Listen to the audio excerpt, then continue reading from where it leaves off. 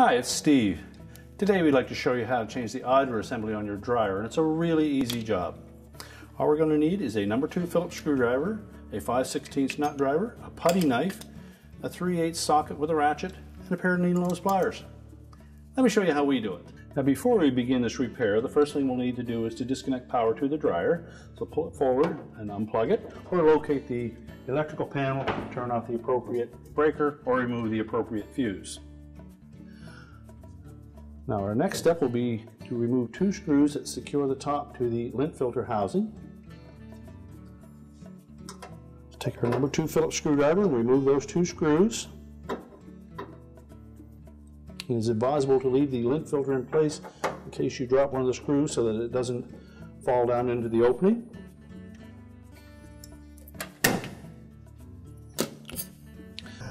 Now next we'll take a putty knife and we're going to go into this little gap between the front panel and the main top and depress a spring clip. Just push back on it, release the clip, and then lift up slightly on the main top. Do the same on the opposite side. And once we've released both clips, you can open the door up and raise the main top. Now we'll need to support that top against the wall or have a second person hold it in place for you. Now with the main top lifted up, we now have access to the wire harness connector to the door switch. There's a little locking tab on it, so we'll need to release that. Use either a small flat blade screwdriver or you can use the putty knife that you have. Most of these connectors will have a locking tab on both sides, so just gently spread that connector enough that it will release it.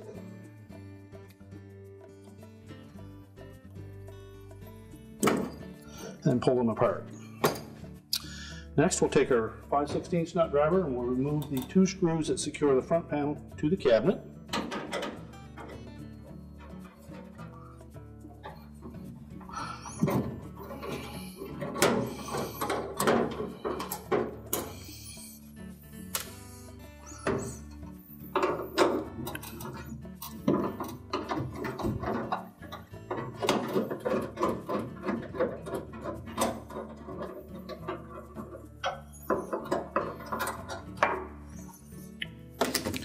Now with the screws removed, we can then tilt that front panel just forward enough that we can get hold of the sides of it, then lift up on it to release it from 2 little mounting tabs located on the front edge of the cabinet. We can then set the front panel and door aside. Now next we need to remove this front bulkhead, and there are 4 5/16 hex head screws that hold that in place. So we'll remove the 2 bottom ones. And then just loosen the 2 top ones. So they have keyhole slots in that bulkhead to allow us to do that. Then we can just lift up on that bulkhead till we clear those 2 top screws. Then support the drum and lift that bulkhead away and set it aside. Now next we'll need to remove the belt from the drum. So we can reach in on the right hand side. You feel the belt wrapped around the motor pulley and around the old idler pulley. So just lift up slightly on that drum, push the idler pulley towards the right side to release it, and then peel the belt off. Then we can lift that drum out and set it aside. Now the idler pulley is located on the front of the motor bracket. We suggest that you remove the spring first so that we don't inadvertently damage this broken belt switch. So with your needle nose pliers, just grasp the right hand end of that spring. We'll stretch it slightly and then unhook it from the motor frame.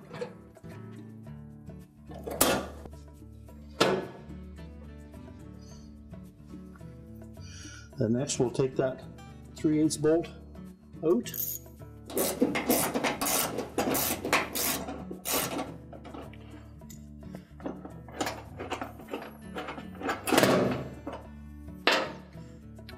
And remove the old idler. Now we'll remove the spring from the old idler assembly, discard the old idler, Install the spring on the new one. You need to make sure that the small hook is pointed back towards the motor.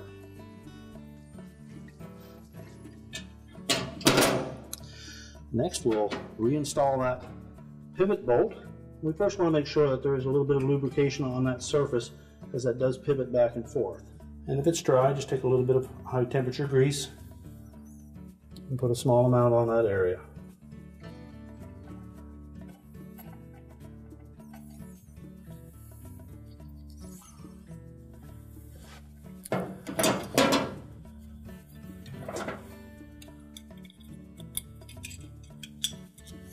We'll position the new idler, taking caution not to damage that switch. Install the pivot bolt. You'll note that that bolt has a shoulder on it, and it needs to fit into the opening on the idler bracket so that the bracket will pivot freely.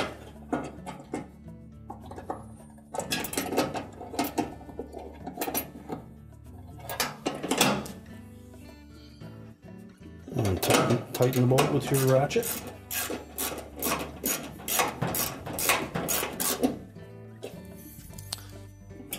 Verify that it pivots freely.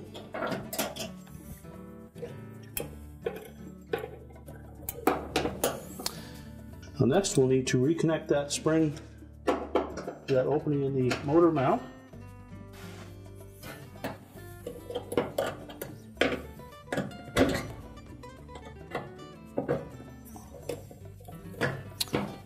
Grip it firmly with your pliers, stretch it, and then hook it over that opening in the bottom of the motor mount.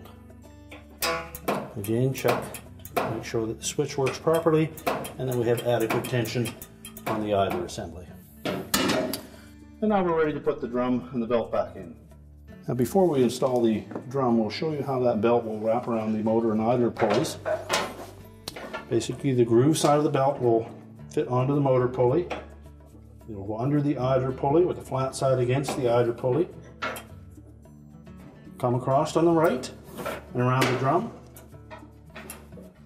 and across the bottom towards the left with the groove side against the drum. That'll provide tension on the belt to keep it tight. To reinstall the drum and the belt, we'll first start by wrapping the belt around the drum. We'll put the groove side of that belt against the face of the drum.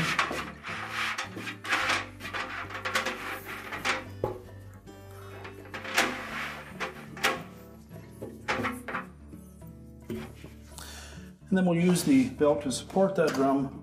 We'll lift it into place. And then we'll need to sit this raised portion of the drum over top of the rear drum rollers. Again, we'll just roll that belt around to make sure that we have the groove side against the drum. And then while supporting that drum in an upright position, we'll reach in on the right hand side. We're going to wrap that belt around the idler and motor pulleys.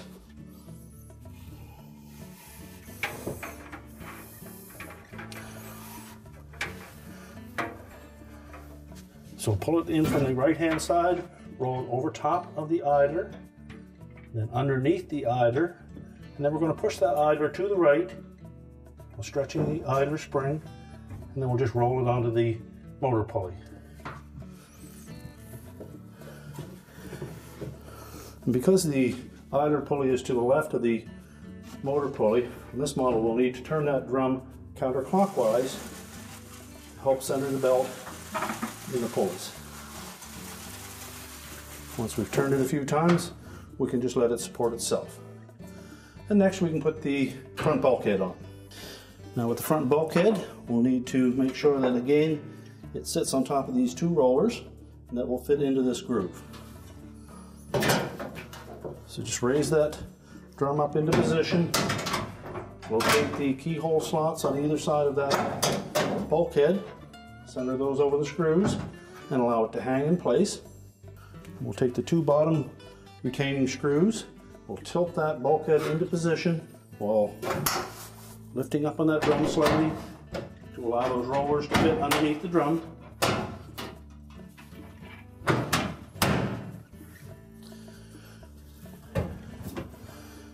And once that bulkhead lies flat against the cabinet, we can install the screws.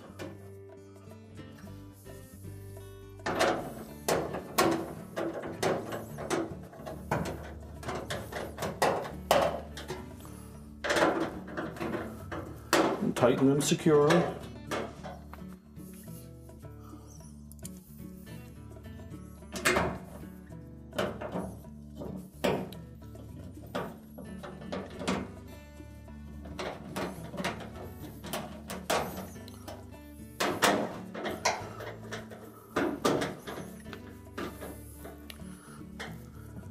And then again, we'll just rotate that drum counterclockwise, make sure that it turns freely, and make sure that the felt is outside of that bulkhead, both front and rear.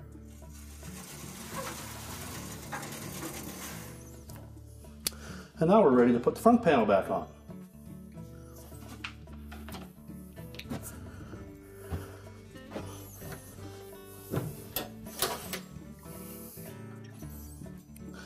Now with the front panel, we need to line up these holes on the bottom with those two mounting clips on the front of the cabinet.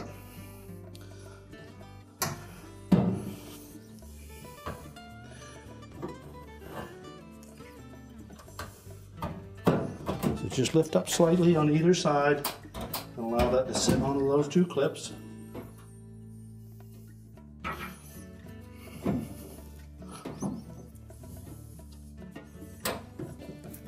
And then just push the front panel back to the cabinet and install the two retaining screws. Make sure those are tightened securely to prevent any vibration.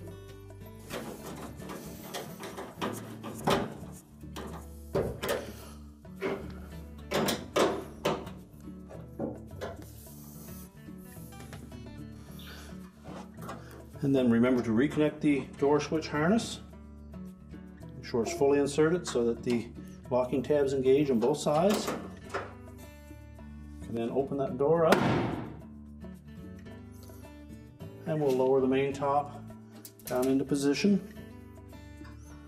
Line it up over the two spring clips. Push down firmly on it until it engages.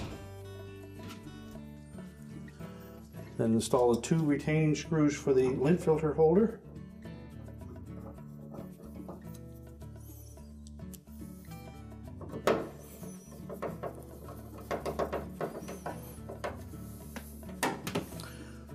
We're now ready to reconnect the power, and our repair is complete.